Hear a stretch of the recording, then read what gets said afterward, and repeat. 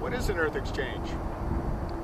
Well, an earth exchange is simply going to a wounded place and listening to the earth, listening to what's happening there, both around you and inside of you.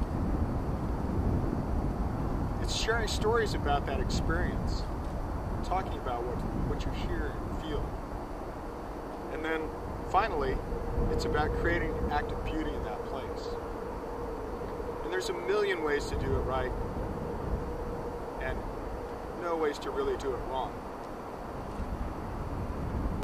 First, show up. That's the most important thing. Find a wounded place and show up there, even if it's for 5 minutes. The second part is, you don't need training to do this. There's no school, there's no course. This is something that you're going to instinctively know how to do when you get there. The third thing to remember is anything that you do will make a difference.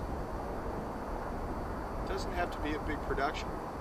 Just the simple act of acknowledging a wounded place, bringing it back into your consciousness, not leaving it abandoned, not leaving it orphaned. This is what makes a difference. It's okay. Number 4. If it's just you and a friend. If it's 20 friends, it's great. If it's 50 friends, it's great. And if it's just you and the earth, that's great too. There's no wrong way to do this. Everything you need to have the experience is already there, except a camera. Most of us have cameras on our cell phones. So it's just you and the place, and whatever happens to you. 6th, any place is a wounded place if it feels damaged to you. I've come here, I'm on the shore of the East Bay here in the San Francisco Bay. And yeah, some people might say this is a wounded place because of the tires and the water and the trash on the shore. Yeah, maybe that's it, but here it's wounded for me because the water has so many pollutants in it. And that's throughout the whole bay.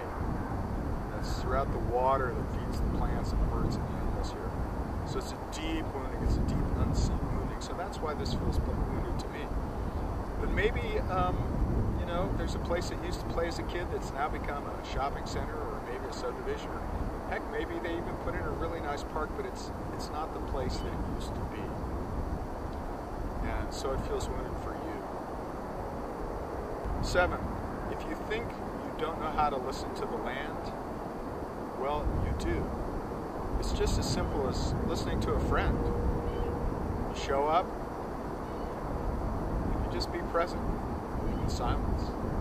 You listen and hear what the land is saying, hear what the animals are saying, the birds are saying. Listen to what's going on in the air and the water. Slowly, something will emerge for you. The 8th thing, and I think this is really important, is that whatever you feel is appropriate. We don't all have to feel despair or anguish or anger or sadness or joy. Sometimes we might not feel anything. Sometimes we might even be a little numb. And that's okay too. That's part of the story of you in this wounded place. The 9th thing is sharing stories. So just by showing up and listening, just by being there, that's part of the story. That's the beginning of the story. And the rest of it will emerge from simply being there and listening.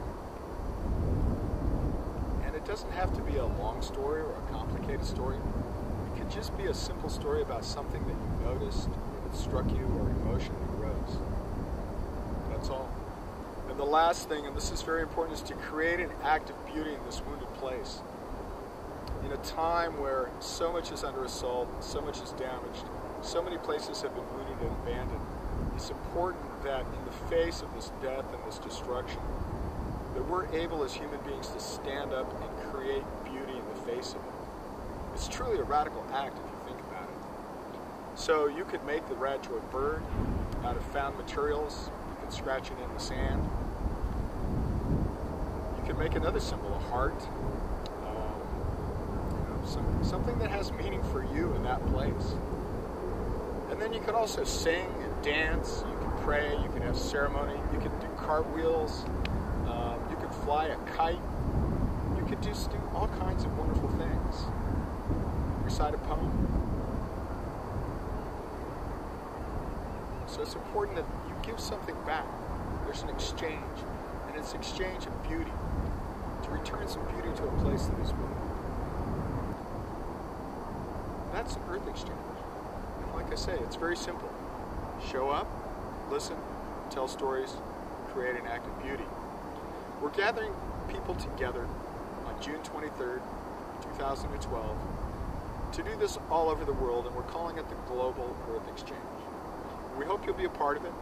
We hope you'll take 5 minutes or an hour or a couple of hours, either you or some friends, to find a wounded place, to show up, to listen, to tell stories, to create an act of beauty, and then share those stories and those acts of beauty with us on Facebook, on our website, radicaljoyforhardtimes.org. So, do the bird on June 23rd. See you then.